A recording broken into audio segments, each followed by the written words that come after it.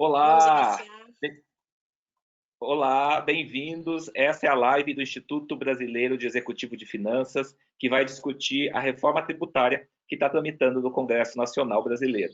Eu sou o jornalista Fernando Scheller, do Estadão, e os nossos convidados são o advogado Luiz Alexandre Barbosa, sócio fundador da LBMF Advogados, e a Meili Franco, que é diretora tributária da Alstom Transporte. O nosso tema, como vocês veem aqui, é simplificar é preciso, e os nossos convidados vão estar aqui para tirar dúvidas de vocês, enviem perguntas para a gente, para fazer o nosso debate ainda mais rico. A Meili, antes da gente começar, vai dar alguns recados sobre o IBEF e também sobre os patrocinadores do evento. Muito obrigada, Fernando. Boa tarde a todos e bem-vindos a mais um webinar do IBEF, cujo tema é Reforma Tributária, Simplificar é Preciso.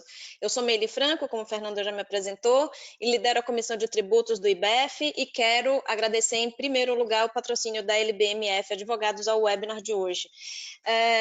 Eu agradeço ainda às entidades mantenedoras 99 Empresas, B3, Banco Alfa, Celep, IBM, Deloitte, KPMG, PwC, Sampo e SAP, que possibilitam que o IBEF São Paulo se consolide a cada dia como lugar em que a comunidade financeira se encontra. Eu agradeço mais uma vez ao meu colega de comissão, Luiz Alexandre Barbosa, Fernando, que vai hoje apresentar o nosso painel, direcionar as nossas perguntas, e a você que nos prestigia do outro lado da tela.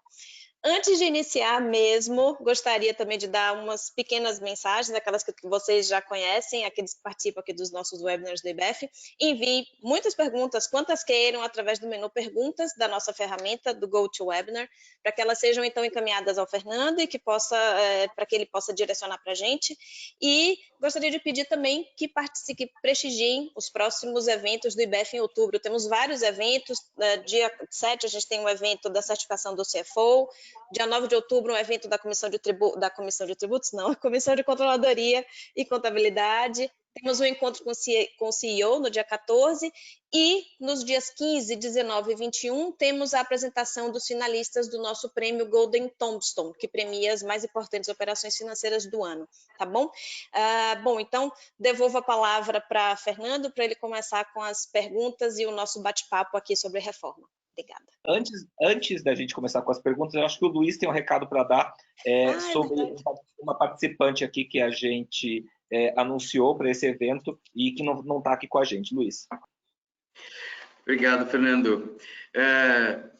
Eu queria primeiro agradecer aí a participação de todos, né, Meili, Fernando, a toda a organização do IBEF, aos meus colegas do LBMF aí por ajudar e contribuir em todos os estudos que a gente fez sobre a reforma tributária, não só do LBMF, mas a todos os outros colegas aí, advogados, contadores, economistas, administradores do comitê presidido pela Meili, todos contribuem sempre aí para a gente trocar figurinhas. E a ideia hoje é a gente, pela relevância do tema, contribuir, né? Não ser um passivo e ajudar no aprimoramento dos projetos que estão tramitando no Congresso, né? E a ideia de trazer a Vanessa Canado aqui, infelizmente, domingo à noite a gente recebeu uma notícia dela, né, cancelando a sua participação hoje no evento. Ela tinha confirmado há mais de um mês, ratificou a sua presença na quarta, quinta-feira da semana passada. Infelizmente, e acredito até em razão do que vocês devem ter acompanhado aí pelas ordens aí do ministro da Economia, Paulo Guedes, ela teve que se ausentar, tenho certeza que por questões maiores, e infelizmente não pôde estar aqui presente. Mas, enfim, a gente vai endereçar, fica aberto o diálogo. Então, todas as perguntas que a gente fizer aqui, a gente vai endereçar a Vanessa, o Ministério da Economia. A ideia é que a gente contribua, para que o IBEF contribua melhorando o atual projeto. A gente encontrou aqui algumas falhas técnicas ou aprimoramentos técnicos que até em outros webinars a própria Vanessa, em perguntas e respostas, já apontou que realmente, pelo tamanho do texto, alguns pontos podem ser aprimorados. Essa é a ideia do processo legislativo e ela está aberta a esse aprimoramento. Então, mesmo com a sua ausência, infelizmente a gente não vai ter o bate-papo, né, com ela, mas a gente mantém o diálogo com esse encaminhamento das perguntas futuras para ela e para todo o comitê do Ministério da Economia. Então, fica aí a contribuição do IBEF para todo o povo brasileiro. E a reforma tributária, ela não é do Ministério da Economia, ela não é do Congresso, ela é do povo brasileiro, e acho que é por isso que a gente tem que todo mundo aqui participar. Acho que é isso, Fernando. Beleza, gente, eu vou começar com uma pergunta bem geral, para a gente falar um pouquinho do nosso sistema atual e da complexidade que é lidar com ele, tanto que é por isso que o webinar tem o nome Simplificar é Preciso, né, gente? Meili, você que trabalha no dia a dia com isso, você que é diretora tributária de uma grande empresa, quer dizer, como é que é lidar com isso no dia a dia? Quer dizer, e o tanto de recurso que, na verdade, empresas, o país perde, a gente que poderia estar fazendo outra coisa, se dedicando a outra coisa, produzindo de uma outra maneira para o país, né? Me conta um pouco como que é lidar no dia a dia com essa complexidade tributária que a gente vive. Bom, costumo dizer, é meio lugar comum, mas eu costumo dizer que de tédio na área tributária no Brasil a gente não morre, porque cada dia é uma novidade, cada dia é uma surpresa, na maioria negativas, né? Na maioria surpresas ruins, mas por outro lado, é um ambiente muito dinâmico e que nos deixa numa posição, em termos de capacidade de discussão e capacidade de enxergar o sistema tributário e de nos enxergar no negócio, nos dá uma posição muito privilegiada.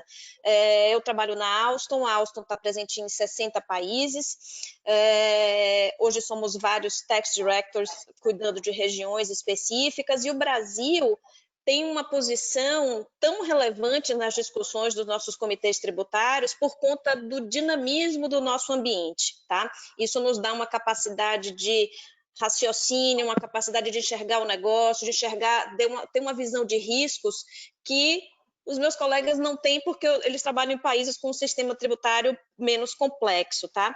Então, a nossa capacidade de enxergar, de se adaptar a essa realidade também nos dá essa vivência.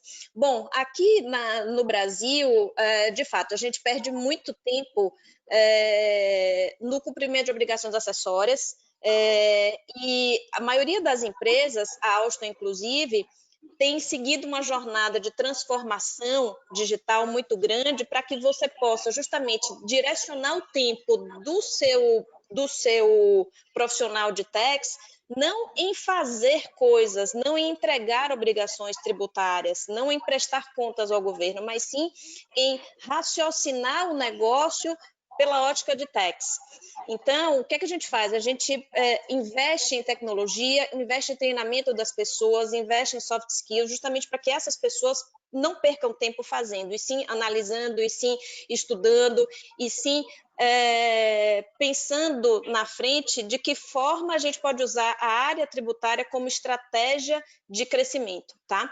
Mas, de fato, o dinamismo da área se contrapõe à dificuldade ou insegurança em determinadas posições tributárias que o governo adota ou vem adotando agora e que dificultam um pouco o nosso dia a dia, ou poderia até dizer um pouco a nossa credibilidade frente à matriz. O dinamismo que você fala tem a ver com mudanças abruptas de regras? Tem a ver com exatamente com o quê? Tem a ver com a mudança, tem a ver com requisitos de adaptação em termos de tecnologia, novas obrigações acessórias ou novas cobranças que as autoridades fiscais trazem. Tem a ver também com, claro, mudança de cenário. Agora, como essa que a gente está vivendo, uma proposta de reforma tributária em que a gente espera que seja algo até muito mais estrutural e, por enquanto, é pontual, mas que propõe, como o Luiz vai falar um pouco depois, propõe outras fases para que a gente tente deslindar esse nó tributário que a gente se encontra, mas a gente precisa fazer diversas entregas e diversos esclarecimentos para os nossos stakeholders, e a gente está sempre precisando, além do dinamismo do negócio, que exige uma movimentação muito grande, uma rapidez muito grande da área tributária, a gente também se depara com julgamentos, com fiscalizações, com auditorias, com requerimentos meio estapafúrdios das autoridades fiscais. Então, tudo isso leva a esse dinamismo do dia a dia da gestão tributária, como eu mencionei. Luiz, falando em dia a dia da gestão tributária, tem muita judicialização, como se diz por aí, né? Bom, você é advogado, trabalha com isso, quer dizer, quais são, o que você diria assim, não sei se dá para usar uma palavra tão forte, mas quais são os cânceres do sistema tributário brasileiro? Quer dizer, você diria assim, que talvez sejam os primeiros a serem eliminados, para que a gente, já num curto prazo, já no primeiro momento, consiga respirar e simplificar um pouco. Pergunta interessantíssima. E quais seriam os cânceres, né? Quais são os grandes problemas que a gente tem no nosso sistema, se é que a gente pode chamar o nosso sistema como tal. Mas eu acredito que seja, no imposto de renda, acredito que seja ágil. Os maiores valores que a gente tem no contencioso envolvem operações ágeis. Depois pagamentos de benefícios para diretores, planejamentos tributários internacionais, e aí vem bastante o contencioso envolvendo o ICMS, classificação fiscal, e logo na sequência vem PIS/COFINS, né? O que é insumo, o que deixa de ser insumo. A gente tem inúmeros regimes diferenciados por NCM. A gente tem, por exemplo, uma empresa de alimento que eu uso como exemplo, que se você classificar o produto deles como pastel, o PIS/COFINS deles vai ser X. Agora, se for um produto análogo, como, sei lá, um salgado X, o PIS/COFINS dele é 0. E assim, é muito tênue. Então, é uma coisa muito diferente do que acontece com um concorrente fora do Brasil. E aí eu faço uma analogia que estes cânceres e toda essa judicialização, que você pode até pensar, como advogado, você acaba ganhando dinheiro com isso, a gente ganha e perde, né? Porque a gente poderia ganhar dinheiro a muito mais como sociedade no longo prazo. Eu brinco que os bancos que ganham muito dinheiro na inflação nos anos 80, e os bancos tinham até receio do que ia ser quando veio o Plano Real, eu brinco que a reforma, quando acontecer, pode ser que aconteça agora, ano que vem, ou enfim, quando vier a acontecer, espero que em breve, ela vai causar na economia o mesmo efeito que causou com o fim da inflação. Então, as empresas, na época dos anos 80, começo dos anos 90, elas ganhavam dinheiro com a inflação, né? Ganhavam dinheiro com o mercado financeiro. Como é que chamava? Sem produzir riqueza, né? Sem produzir, ela ganhava dinheiro, exatamente. E hoje, muitas empresas ganham dinheiro com planejamento tributário. Às vezes, planejamentos tributários bastante robustos e eficientes, e outros, nem tanto, alguns até artificiais. E aí que está a questão. Quando a reforma tributária passar a delimitar os regimes diferenciados ao menor número possível, e eu não sou, já antecipo aqui, não sou a favor de uma alíquota única, como não sou a favor da expulsão de todo e qualquer tipo de regime especial, não é isso, mas não acho que o sistema atual que a gente tem hoje, que possibilita que NCM de coxinha seja diferente do NCM de pastel, e que a discussão entre NCMs cause tantas disputas judiciais por longos anos, acarrete num grande problema de custo do Brasil. Então, a ideia é que o Brasil passe a ser eficiente, não com planejamento tributário, e sim com a operação em si. O mesmo efeito que a gente viu com o fim da inflação, espero que a gente veja a melhoria do nosso sistema tributário. Meili, quer complementar? Bons pontos, Luiz, concordo com você. Eu acho que o Brasil deve destravar essa sua agenda de reformas para poder iniciar a nossa curva de crescimento. E, de fato, as empresas precisam se preocupar com as suas operações e como elas vão gerar riqueza, e não em como elas vão pagar menos um determinado tributo que está na legislação. A gente perde muito tempo e energia imaginando formas ou desenhando operações para pagar menos imposto, não porque a gente não queira cumprir com a nossa responsabilidade social, porque pagar tributos é uma responsabilidade social que faz parte da agenda de toda empresa, é do jogo. Claro, as empresas sérias, as empresas éticas sabem que esse é o seu papel e não se furtam de cumprir esse papel, mas todo mundo quer, e a sociedade já viu que é isso que a gente tem que buscar. A gente quer pagar tributos de forma inteligente, eficiente, pensando na eficiência empresarial daquele negócio e no retorno que ele vai trazer para a própria sociedade. Então, concordo com você, os planejamentos tributários muitas vezes são feios, são fora de propósito, não tem propósito negocial algum, porque as empresas não conseguem aumentar sua receita, né? E aí elas têm que diminuir custo, e muitas vezes a saída que se tem é pagar menos imposto de forma pouco ortodoxa, porque elas têm um limitador de receita, têm um limitador de margem, têm um limitador do que aquele cliente, aquele consumidor vai pagar por aquele bem ou serviço. Então, a gente não precisaria perder tanto tempo e energia pensando em como ter alternativas, mas sim focar esse tempo, essa energia, os nossos recursos na nossa operação para gerar lucro de uma forma mais limpa, mais clean. Bom, o Luiz estudou tudo sobre esse projeto que tá em tramitação e ele estava explicando aqui para a gente já conversou várias vezes, que na verdade não é um projeto de reforma tributária grande ainda, quer dizer, que ele vai ser feito aos pouquinhos. Então, conta para a gente o que deve ser feito primeiro, bem didaticamente, para quem não está acompanhando tão de perto, e o que isso já pode trazer de vantagem para a gente, mesmo esse primeiro passo. Então, vamos lá. Na verdade, a gente tem basicamente 3 diferentes propostas, né?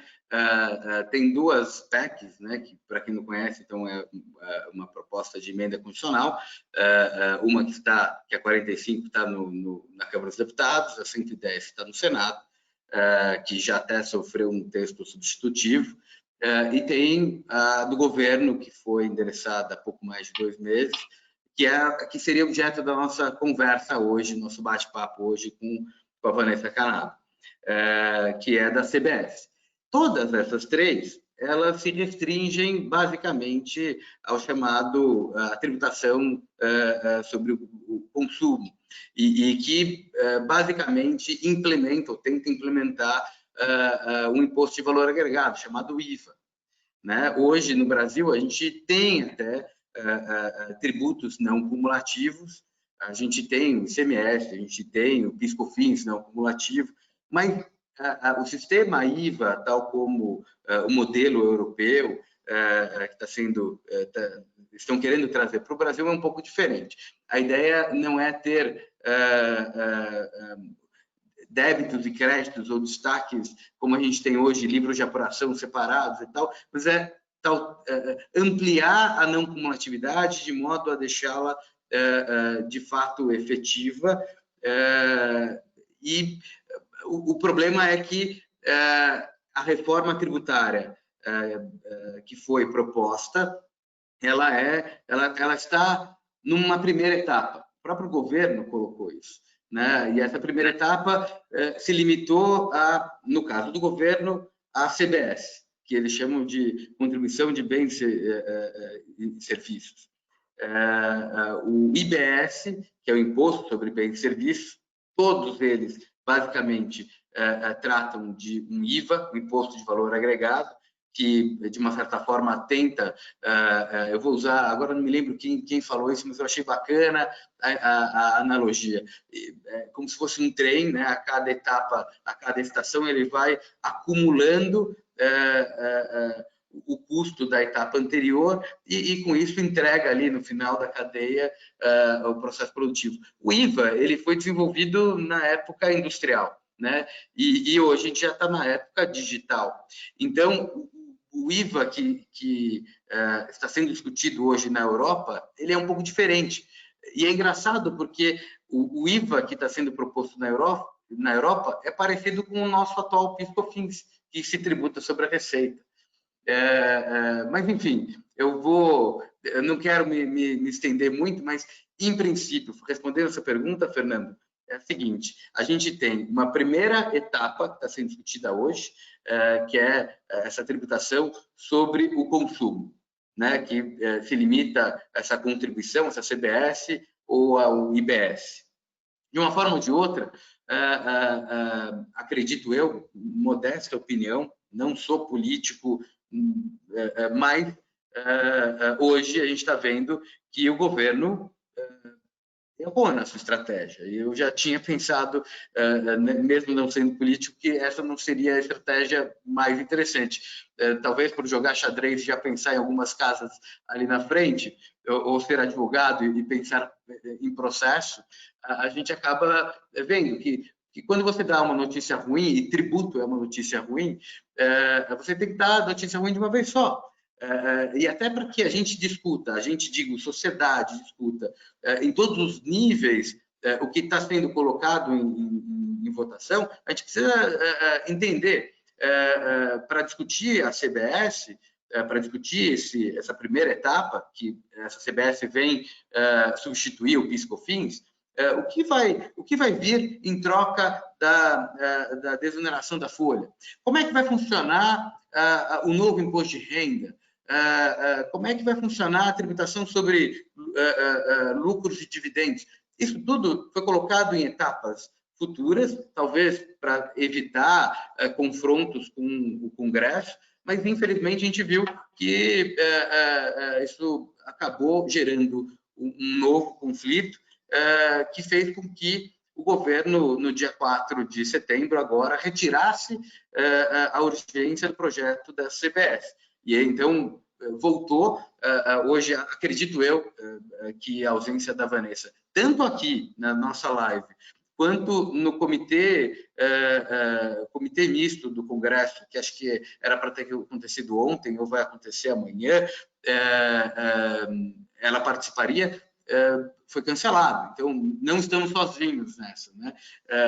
Mas por quê? Muito provavelmente por ordem do Guedes, para evitar esse confronto aí com o Congresso. É uma disputa política, não vou entrar no mérito político aqui, não é essa a minha intenção, mas o ponto é, se estamos comprometidos em colocar uma reforma tributária, a gente tem que entender qual é o melhor momento político.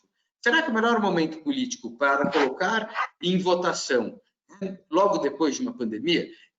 A história demonstra que as reformas acontecem depois de grandes eventos, depois de grandes guerras, depois de pandemias, mas, enfim, não necessariamente durante. A gente ainda está terminando, estamos aqui em live porque cada um está na sua casa, né? A pandemia não acabou, não temos a vacina ainda. Então, talvez não seja o momento de apresentar o projeto de uma forma definitiva, mas talvez seja o momento, sim, e aí o nosso comprometimento, o comprometimento do IBEF, para ajudar na melhoria dos projetos que estão em andamento. Então, creio que o ideal seria que a gente tivesse uma proposta efetiva de reforma. Eu brinco que a gente tenha uma emenda que se restringe à tributação do consumo. A tributação do consumo é uma parte pequena. Até usando, só para concluir, tem um estudo do INSPER, assinado pela Vanessa Ranado, inclusive, que ela aponta que do contencioso que temos hoje no CARF, só 25% do contencioso total se refere ao PIS/COFINS. Os outros 75% são de outros tributos. Então, para que focar se a gente tem outros tributos que têm um contencioso muito maior, né? Mas, enfim, eu passo a palavra. Desculpa aí esse passeio. Eu queria passar para a Meili justamente por isso. Quer dizer, e focando só no consumo, não se tem, muitas empresas sequer vão sentir, especialmente empresas que trabalham B2B, provavelmente vão sentir muito pouco benefício dessa simplificação, né? Sim, principalmente se você olha para essas empresas e impõe um aumento de carga tributária, né? Porque a princípio, o Luiz também vai explicar um pouco mais tarde aqui quais são esses impactos, mas hoje a gente tem uma alíquota, um regime não cumulativo, vamos dizer assim, apesar de não ser um não cumulativo puro, é um não cumulativo mais ou menos, e que influencia nesses 25% de contencioso, porque gera mais dúvida do que certeza. Mas a gente tem um regime não cumulativo, a gente vai colocar, e o cumulativo, a gente vai colocar todo mundo na mesma página, aumentando para uma alíquota de 12%. Tudo bem que é por fora, vai ter crédito, mas tem tantas dúvidas e há tantos impactos que você ainda não consegue analisar, justamente porque você tem uma proposta de reforma que vai tratar de um pedaço do que as empresas têm que pagar hoje, que não dá para você ter certeza de como o seu negócio será impactado quando tudo isso for implantado. E você precisa tomar determinadas decisões empresariais hoje e você não tem segurança do que vai ser. Eu trabalho no setor de infraestrutura. Então, existem regimes especiais, existe rede para quem está nessa cadeia de grandes projetos. Né? A Alstom fabrica trens, a Alstom está no segmento de mobilidade sustentável. A gente tem rede, ou os nossos contratantes têm rede. O que vai acontecer com esse rede? O que vai acontecer com os nossos créditos? Como é que eu posso dizer para a matriz, olha, vamos começar nesse projeto, esse projeto vai ser para daqui a 2 anos, hoje eu tenho uma alíquota de 9,25, daqui a 2 anos eu não sei. Daqui a 2 anos eu posso ter uma alíquota de 12%, eu posso ter uma alíquota de 25%, se for a do IBS que vai passar, ou eu posso ter uma alíquota, eu posso começar a tributar dividendos, e a gente não sabe. Então, esse ambiente de incerteza, ele é muito ruim. Né? E como o Luiz falou, a gente tem uma emenda. Se a gente conseguisse, se a estratégia do governo fosse melhor, sem entrar na política, fosse mais inteligente no sentido de, olha, vamos discutir tudo agora, vamos ter esse desgaste político, mas vamos pelo menos entregar à sociedade um projeto mais consistente, ainda que a notícia seja ruim para os segmentos A, B e C, mas vamos fazer um pacote inteiro aqui, entregar e discutir isso. Hoje a gente perde tempo e energia discutindo um pedaço, ou discutindo propostas, ou discutindo o que é que pode ser, o que é que pode acontecer com a CBS, né? Ou IVA, ou IBS, ou o que quer que seja. Então, de fato, acho que o timing do governo, a própria falta de consenso sobre o que é que a reforma tem que atacar primeiro, essas disputas pelo protagonismo, quem é o dono, quem é o pai do projeto de reforma, se é a Câmara, se é o Senado, se é o governo, se é o Instituto XPTO. Então, isso é de fato muito ruim. Em termos de ambiente de negócios, e esse momento que a gente está agora, aliado ao momento de pouco crescimento econômico, ou recrudescimento econômico, visto da pandemia, gera muita incerteza. Bom, a gente vai entrar ainda num assunto que é bem importante, que a Meili sabiamente aqui falou, que é carga tributária, né? Que o governo está muito mal do ponto de vista fiscal, a sociedade não aguenta mais imposto, então esse é um assunto para a gente voltar, mas eu queria entrar numa outra coisa que vocês já mencionaram também, que é o timing. Bem ou mal, a pandemia nos empurrou 6 meses para frente. Nós estamos no final de 2020, nós temos uma eleição municipal para acontecer agora de um jeito diferente e mais corrido, e 2022, quer dizer, consenso, quem lê os jornais sabe, na verdade, essa disputa de 2022 já começou. Temos 2021 aí para fazer alguma coisa. Você acredita que vai dar tempo? Porque a gente está, como você falou, está embrionário, está confuso, está muito no começo, estamos focando só no pedacinho muito pequeno. Luiz, como que você vê esse cenário para aprovação? Sinceramente, 2020 não. É muito triste dizer isso, mas 2020 não. Eu até, há alguns meses, quando saiu o projeto da CBS, eu até criou aqui em mim uma certa ânsia e vontade, até como brasileiro, que ele passasse este ano, né? Pelo menos uma parte, né? Mas hoje, vendo toda essa disputa de quem é o protagonista e principalmente depois que foi retirada a urgência do PL 3887, né, que é da CBS, e colocou no lugar a reforma administrativa, que, sinceramente, não acredito que a gente possa ter, só um parênteses, uma reforma tributária antes de uma reforma administrativa. Se não tivermos antes uma reforma administrativa, temos que ter uma reforma tributária em paralelo à reforma administrativa. Até porque, para a gente saber que tributo pagar, a gente tem que saber que tamanho o Estado que a gente quer ter, né? Mas, voltando, este ano, te respondendo assim de uma forma bastante objetiva, eu acho improvável. Acho possível 2021. Então, assim, quer dizer, mas de qualquer maneira, primeiro tem que ter a reforma administrativa, ela tem que passar, ou pelo menos ela tem que estar mais adiantada um pouco do que a tributária? Não, na verdade, assim, tecnicamente ela deveria ter. É uma questão técnica. Porque se você pensa em direito público, e não estou falando agora em direito tributário, né? E se você pensa em direito público, você primeiro precisa saber quais são os custos do Estado, e quais são os custos do Estado a médio, longo prazo, a curto prazo, para você entender quais são as demandas e aí, a partir daí, os economistas poderem projetar quais são os tributos e a forma de arrecadação daqueles tributos para chegar na arrecadação necessária para o Estado que a gente quer ter.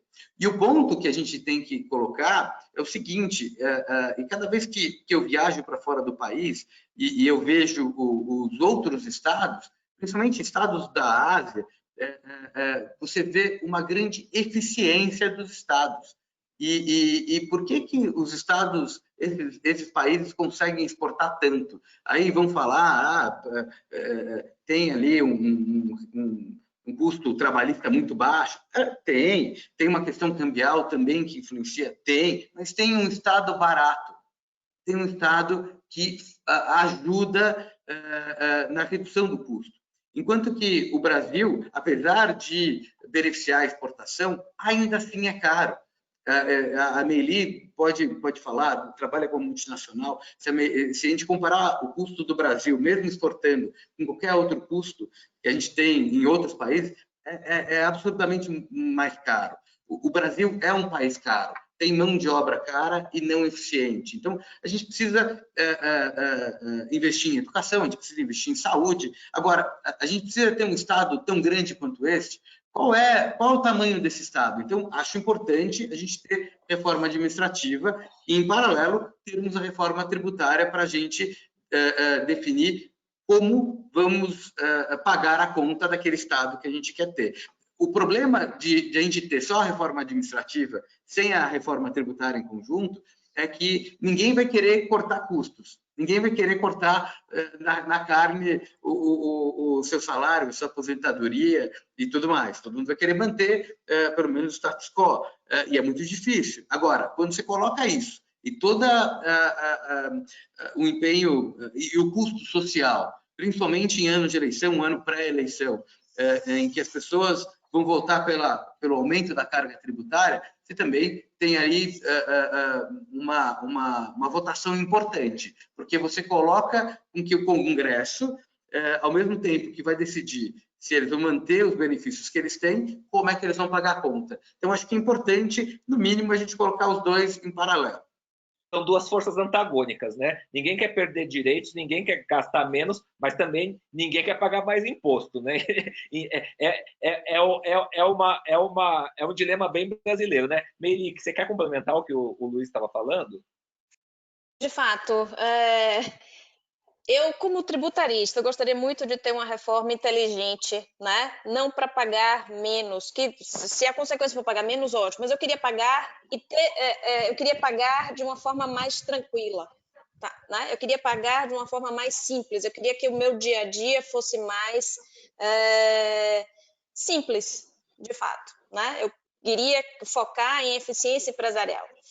Por enquanto não é possível. Então, mas concordo com o Luiz, sim, as duas deveriam andar em paralelo. Se eu pudesse escolher, ainda que eu seja tributarista, se eu pudesse escolher uma reforma para começar primeiro, seria a reforma administrativa. Acho que, de fato, o Brasil... Não, a sociedade brasileira, não o Brasil, a sociedade brasileira não pode conviver mais com um Estado desse tamanho. Não dá para a gente, enquanto contribuintes, continuar pagando por esses benefícios, essas regalias, sem ter nada em troca, né? Então, eu acho que, de fato, a gente precisa, como sociedade, trabalhar em prol dessa reforma, também, de novo, sem entrar no mérito político, mas eu acho que, da nossa parte, o que a gente pode fazer? Discutir, apontar as falhas, trazer soluções através de associações, de institutos como o IBEF, então, ajudar, dar voz à sociedade brasileira, que já não tem o costume de ser muito organizado, de pensar como comunidade, mas agora que a gente está, agora que a reforma tributária, a reforma administrativa são assuntos que estão mais... estão um pouco mais conhecidos, ou mais, como eu posso dizer assim, mais conhecidos da sociedade como um todo. Existem as mídias sociais, existem todas as novas ferramentas para discussão. Eu acho que agora é a hora da sociedade brasileira, de fato, estudar o tema, se conhecer, se manifestar e ser agente de mudança. Então... existe um consenso, me parece que existe um consenso social de que alguma coisa tem que fazer. Mais impopular do que reforma da Previdência, e passou, né? Exato, a gente teve um êxito importante há pouco tempo, por isso que eu estava, de uma certa forma, bastante otimista com a possibilidade da reforma tributária ou reforma tributária administrativa. Agora, um ponto que eu acho que é importante, eu só queria complementar um pouquinho, e depois eu passo a palavra de novo, mas em conclusão que eu estava comentando antes, que é o seguinte: a gente tem que ter reforma administrativa, a gente já sabe o tamanho do Estado e quanto que a gente vai gastar. Agora, nenhum dos projetos que a gente tem, nem da CBF, nem da PEC 45, nem da 110, eu consegui visualizar, pelo menos com base em estudos que eu consiga entender, e não sou eu que estou falando, são economistas que de respeito, da GV, da USP, enfim... existem inúmeros questionamentos sobre as projeções que estão sendo feitas por estes projetos.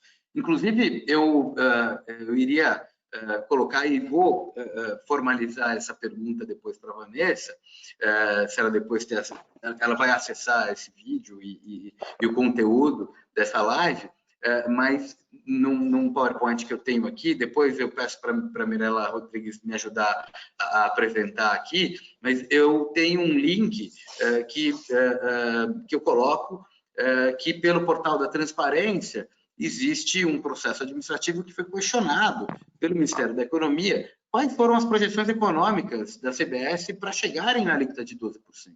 Porque, assim, de uma regra de 3, se você for colocar, tirar o ICMS e o ISS da base de cálculo do que a gente tem hoje de 9,25, ok, 12%. Só que a gente tem que esquecer que a gente tem uma boa parte que está no presumido, que paga 3,65, que vai passar a pagar 12%. Não faz sentido a alíquota de 12%. Eu não consigo enxergar os 12% como uma alíquota razoável.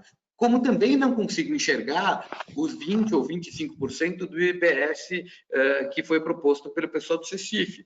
Com todo o respeito ao Eurico, e admiro ele como professor, ou ao API, mas eu gostaria realmente de entender, porque se a gente for colocar na ponta do lápis 12% mais 25%, a gente fica com 37%.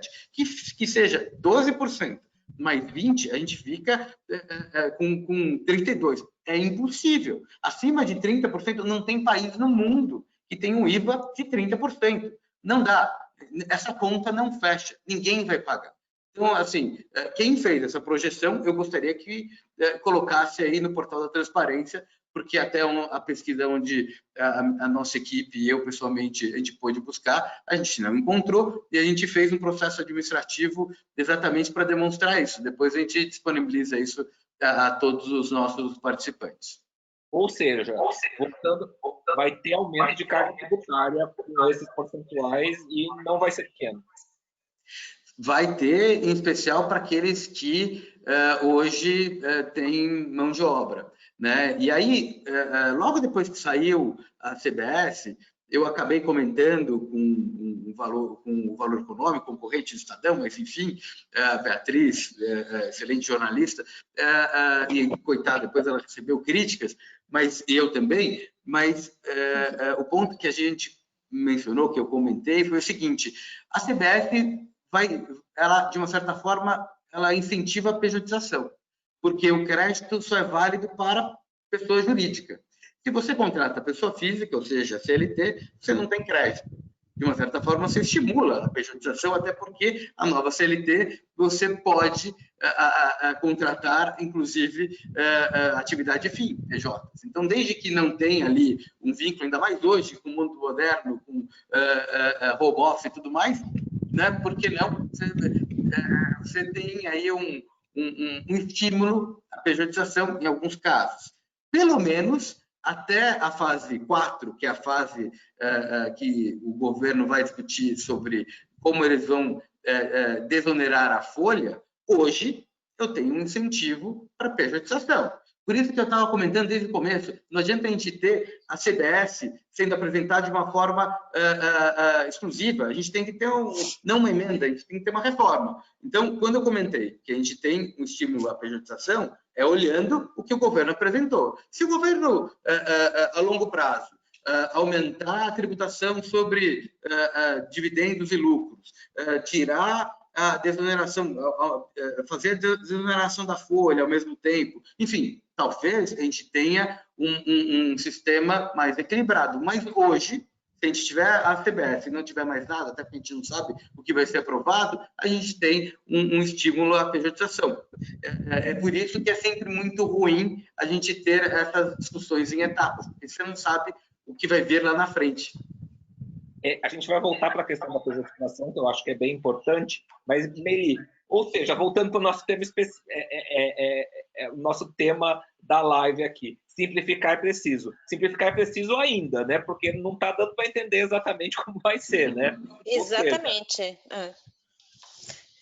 Sim, precisamos tornar o nosso sistema tributário mais simples, porque hoje ele é muito complexo, até em função da nossa própria estrutura de Estado, vamos dizer assim. Então, a gente tem estados, União, estados e municípios, cada um com sua competência tributária, cada um com suas dificuldades financeiras e gestão de caixa, porque o problema não é o recolhimento de tributo, e sim o tamanho do Estado, e sim a ineficiência em gerir esses recursos, dinheiro que vai pelo ralo, porque os estados não têm capacidade de boa gestão financeira, então falta um monte de coisa. Mas se a gente tivesse um sistema, aí eu vou ficar com a boa esperança de que a gente vai conseguir emplacar algum tipo de reforma que deixe o Estado brasileiro mais eficiente e o nosso sistema tributário menos complexo e mais simples, a gente vai conseguir alcançar o crescimento, ou pelo menos vai entrar numa vertente de crescimento. Hoje, a pejotização é um dos reflexos que pode ser benéfico, mais ou menos, né? Pode dar, na verdade vai ser um reflexo para as empresas poderem ter mais créditos, enfim, mas o que eu vejo de impacto também quando a gente junta aumento de carga tributária nessas diferentes propostas ou nesses diferentes tributos que estão sendo criados, unificados, enfim, o meu maior receio é que a gente emplaque reformas faseadas, que não se conversam, que não endereçam o que precisam endereçar,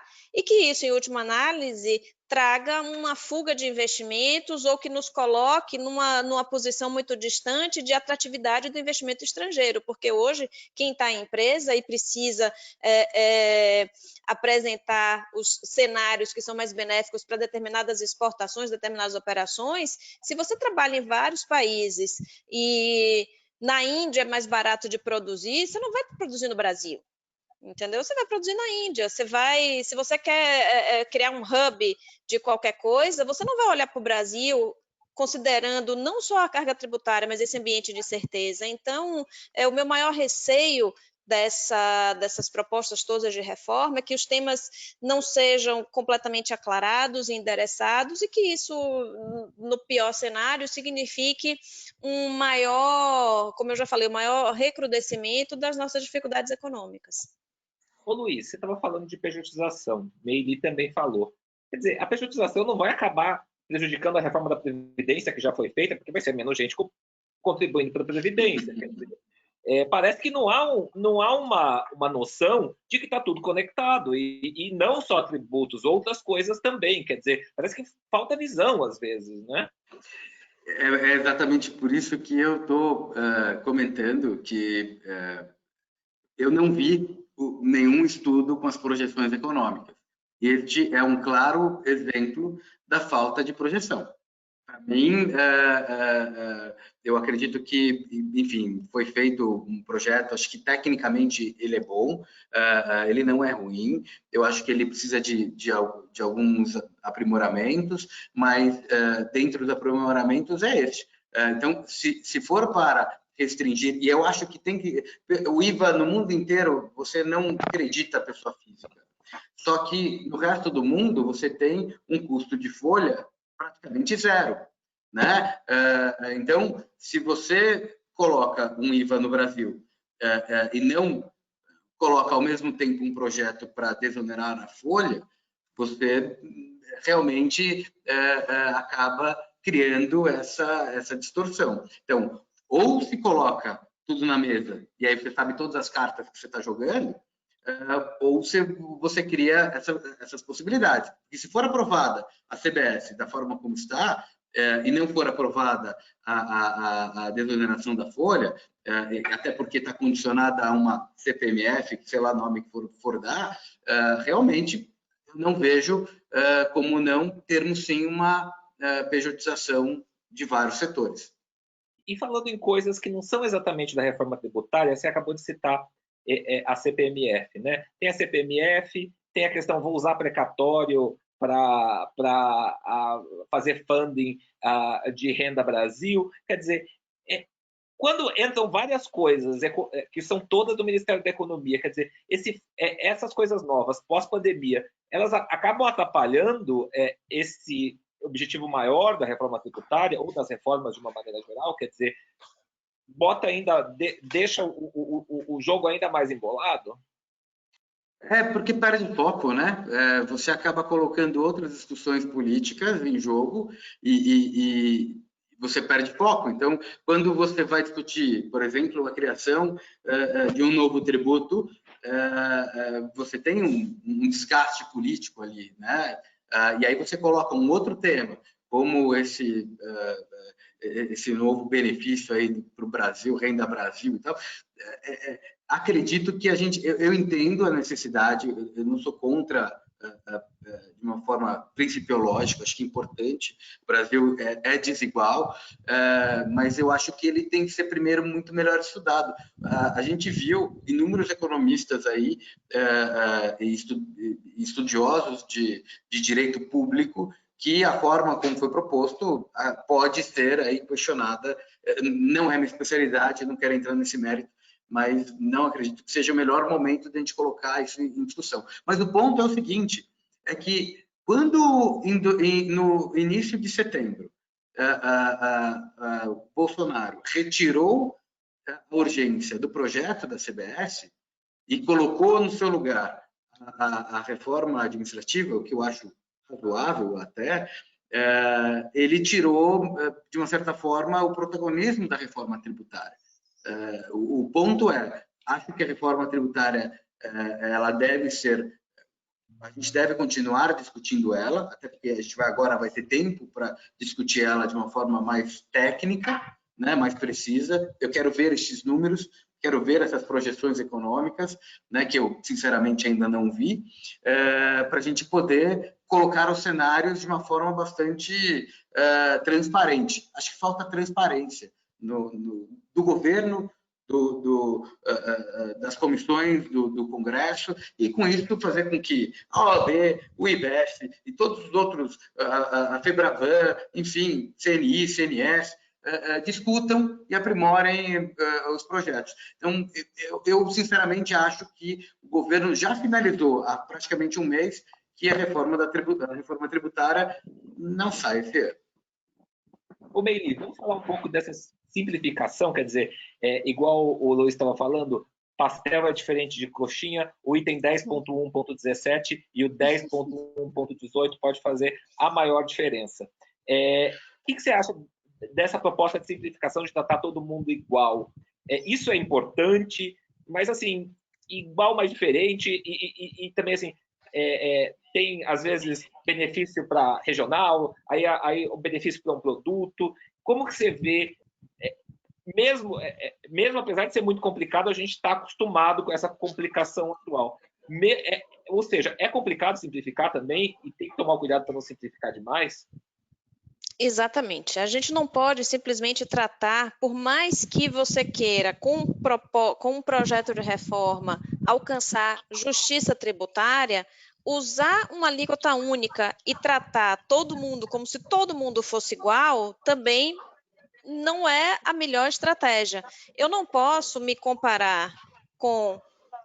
eu estou no não cumulativo, mas se a minha carga aumenta de 9,25% para 12%, percentualmente até não é muito grande, porque o aumento não é tão expressivo, porque eu vou também ter um aumento dos meus créditos no mesmo percentual. Mas imagine quem está no cumulativo pagando 3,65 e não tem nem como, por conta do seu negócio, ter créditos na sua operação. Então, a empresa vai ter um aumento real de 12%. 12 menos 3,65, vai. Mas vai ter um aumento real e que não necessariamente ela vai poder repassar para a sua operação. Então, por mais que você tente, vamos criar uma alíquota única, vamos simplificar, vamos unificar 2 tributos que são virtualmente idênticos, né, e que geram a mesma necessidade de prestação de informação, desculpem, a mesma necessidade de prestação de informação para todos os contribuintes, a pretexto de você ter uma simplificação de obrigações, não necessariamente, até porque quem faz uma FD de PIS faz para COFINS também, mas o que se quer, de fato, é que se equalize a carga tributária, mas não simplesmente aumentando para todo mundo, não simplesmente rasgando os regimes especiais que há, ou os benefícios que muitas empresas adotaram até como estratégia de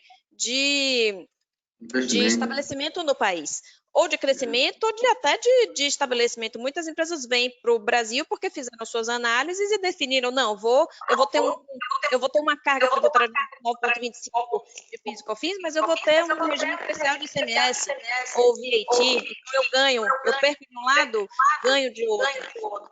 Mas eu estou ouvindo um eco, sou eu? Está dando eco no seu...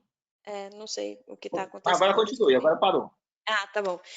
Então, como é que você vai tributar a cesta básica, tributar plano de saúde, tributar as empresas de energia eólica que estão no 3,65? Então, o que você vai fazer, as empresas de energia renovável? Você vai tributar livro? Então, tem muito mais incerteza a pretexto de uma simplificação e de unificação de tributos. Eu acho que a história precisa ser mais discutida, mais aclarada, ter mais transparência, porque não pode ser simplesmente, vamos unificar e simplificar e agora está todo mundo, vai ser bom para todo mundo. Não, acho que a história não é bem assim, precisa de um pouco mais de análise, sim. E endereçamento dos pontos obscuros. Ô Luiz, entramos de novo numa coisa que, assim, reforma tributária não é olhar só o tributo, né? Quer dizer, é olhar o todo. Quais são as prioridades do país? Quais são as nossas prioridades de país? O que é bom para a educação do nosso povo, o que é bom para o desenvolvimento econômico, né? Quer dizer, o que você acha da proposta de simplificação como está falando do projeto? Então, vamos lá. Acho que tem um ponto que é importante aqui. Simplificar, né, é preciso, mas simplificar não significa ser simples. Simplificar, acredito eu que seja diminuir todo o custo de conformidade que a gente tem, mas sem tirar o foco na necessidade de isonomia tributária, de capacidade contributiva. O que eu quero dizer com isso? Se a gente colocar, por exemplo, o que está previsto na CBF ou na IBF, que é uma alíquota única de 12% ou de 20%, 25%, e é uma alíquota que pouco importa, cesta básica ou remédio, vai pagar a mesma alíquota. Eu não acho que a gente tem que ter uma alíquota para coxinha e a outra para pastel. Não acho que tem que ser nesse sentido. Mas também não acho que a gente tenha que ter uma alíquota única para a cesta básica, que é consumida para o pessoal de baixa renda, a mesma alíquota que é consumida para perfume e, enfim, bens supérfluos. Então, acho que é importante a gente ter alíquotas intermediárias. E eu acho que é importante a gente ter alíquotas uniformes em todo o país, ou sistemas uniformes em todo o país. Então, a Mônica, que é minha sócia, que trabalha mais com indiretos em CMS do que eu, a Meli conhece, ela basicamente, a gente tem alguns clientes que pagam para a gente revisar a legislação todo mês. Porque tem NTM que muda no estado A, B, C, D, e a gente tem que ficar fazendo uma leitura no Diário Oficial do que mudou e do que não mudou. Olha o custo tributário que eles têm. Tem que contratar advogados externos, além de outros mecanismos que são publicados aí, para eles conseguirem estar em conformidade com a legislação. É um absurdo isso. Então, não acho que nem lá nem cá. A gente tem que ter algo que seja mais simples, mas que tenha alíquota, sei lá, 2, 3 faixas de alíquotas, não mais do que isso, que possibilite que a gente mantenha uma isonomia tributária e observe a capacidade contributiva de todos. E falando em educação, acho que o grande problema do Brasil, se você for perguntar, diferente, acho que hoje um pouco menos, uma das poucas vezes, outro dia eu fui na feira e eu estava, não sei porquê, acho que minha mulher falou que eu trabalho, que eu sou advogado tributarista, e ele estava me perguntando e falando sobre a reforma tributária. E outro dia eu estava falando com um porteiro, falando sobre a reforma tributária, perguntando se vai passar, se não vai. Enfim, virou tema do povo também. Então, isso é importante, porque eles também estão participando. Agora, qual é o problema do povo? Na cabeça deles, eles não pagam imposto de renda, porque eles estão no limite de isenção do imposto de renda. Quando eles pegam a nota fiscal, é praticamente impossível deles saber o que eles não enxergam. Né? Agora, se você vai nos Estados Unidos, por exemplo, você está nos Estados Unidos só por causa do inglês. Você é um taxpayer, você é um pagador de tributo.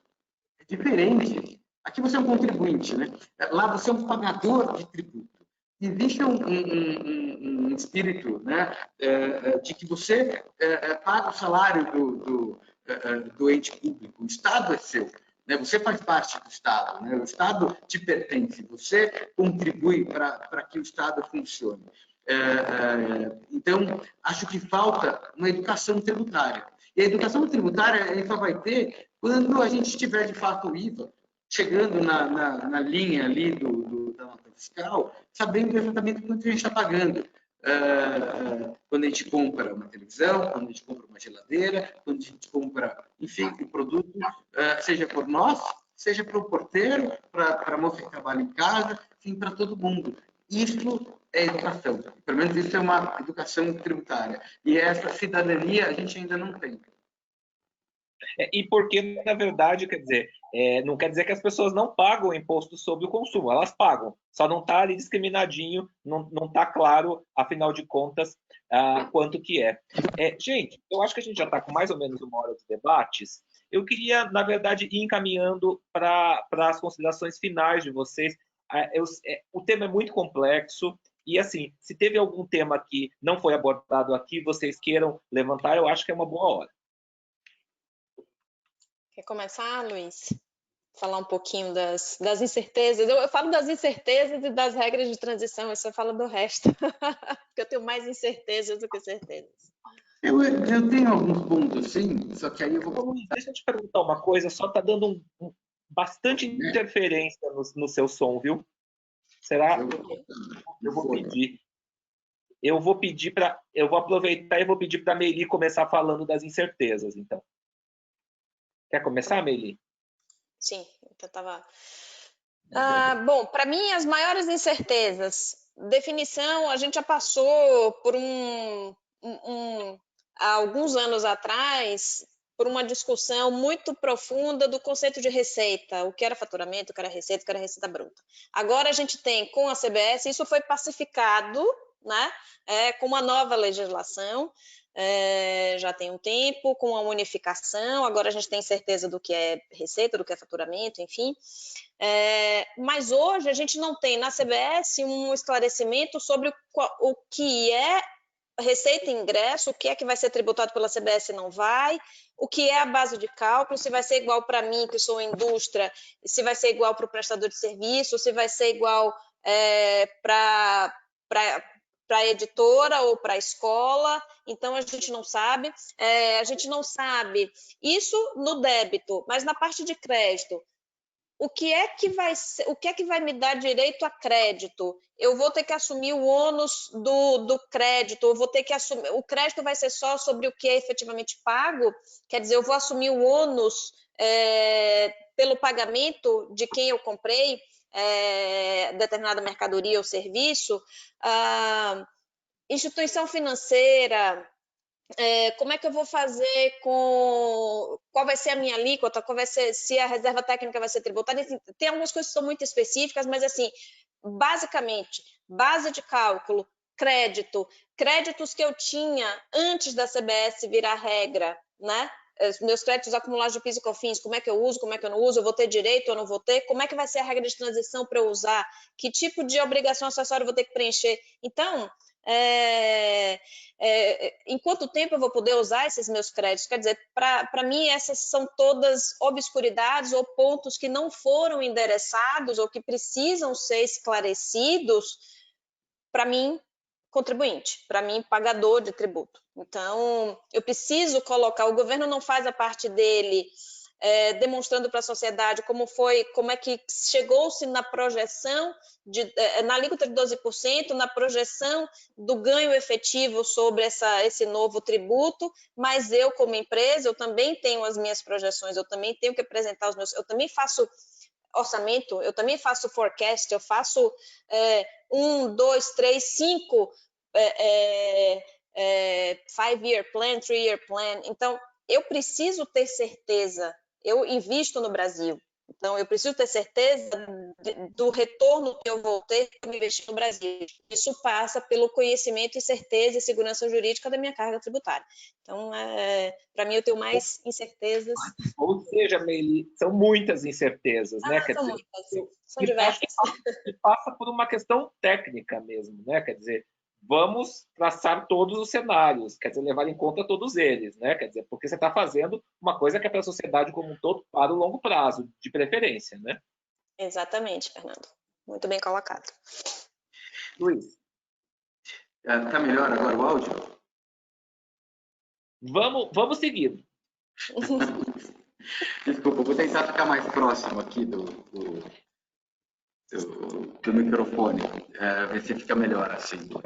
É uma interferência mesmo para mim. Você também ouve, Meili? Né? Peço desculpas, eu vou ver. Mas, enfim, esse é o problema do home office, né? Mas vamos lá. O que... Não, de fato, todos os pontos que a Melia levantou, eles constam aqui da apresentação, que a gente depois vai disponibilizar para todo mundo que se inscreveu. A ideia não é fazer a apresentação, mas a ideia é que todos depois contribuam, e a ideia é que a gente levante esses pontos para que a Vanessa enderece no Ministério da Economia e ela aprimore. Meili, semana passada, semana retrasada, agora não me lembro mais, eu participei de uma outra live em que ela também foi convidada e dessa vez ela participou, e eu tive a oportunidade de conversar com ela e perguntar. Fiz basicamente duas perguntas. A primeira, sobre a receita, o conceito de receita, que é o ponto que você levantou.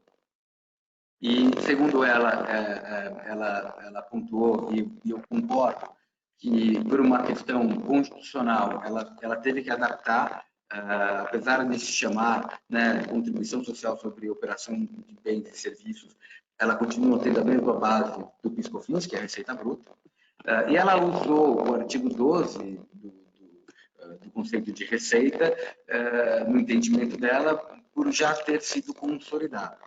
Só que, e ela concordou, isso que é importante, que de fato a equipe não tinha vislumbrado os reflexos que teria sobre receita financeira, receita de aluguel, MEP, dividendos, JCP, enfim, atividade imobiliária. Na cabeça dela, ou na cabeça da equipe, como o valor agregado, o IVA, né, ele não é tributado sobre esse tipo de operação, na cabeça deles estaria claro, mas não está quando nós, juristas, nós, advogados, lemos. Então, o texto precisa de melhorias. A gente aponta essa melhoria. E nós somos legalistas, tem que estar escrito, né? Sem Isso dúvida, é o nosso sistema tributário, a gente não pode fazer interpretação.